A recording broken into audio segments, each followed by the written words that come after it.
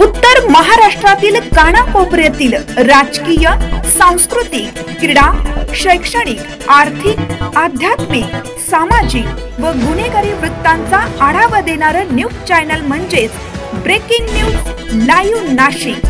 आम्ही दाखवतो देशाची सत्य परिस्थिती। सातपूर हादरलं, तरुणाला अज्ञात मारेकरांनी धारदार शस्त्राने वार करत संपवलं, आरोपी फरार, पोलीस पथक रवाना।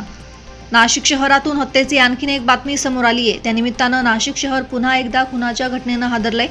यात 39 वर्षीय युवकाची काही अज्ञातांनी धारदार शस्त्राने वार करून खून केल्याची घटना घडली आहे। कार्बन नाका परिसरातील आनंद छाया हाइट्स या परिसरात ही घटना घडल्याचे समजतंय। प्रकाश मधुकर सूर्यवंशी वय 39 असे या खून झालेल्या युवकाचे नाव आहे। मात्र हा खून नेमका कोणी आणि कुठल्या कारणावरून केला हे अद्याप कळू शकलेले नाही। सूर्यवंशी यांच्या पत्नी सुवर्णा प्रकाश सूर्यवंशी यांनी 11 एप्रिल रोजी जिल्हा शासकीय रुग्णालयात त्यांना दाखल केले होते। मात्र उपचारादरम्यान सूर्यवंशी यांचा मृत्यू झाला। मात्र या घटनेने नाशिक शहर पुन्हा एकदा हादरले आहे। वरिष्ठ पोलीस निरीक्षक रणजित नलवडे यांनी तात्काळ घटनास्थळी जाऊन पाहणी केली। आरोपी अटक करण्यासाठी पथक रवाना केले आहे। उशिरापर्यंत गुन्हा दाखल करण्याचे काम सुरू होते। ब्रेकिंग न्यूज लाईव्ह साठी सिद्धार्थ लोखंडे, नाशिक।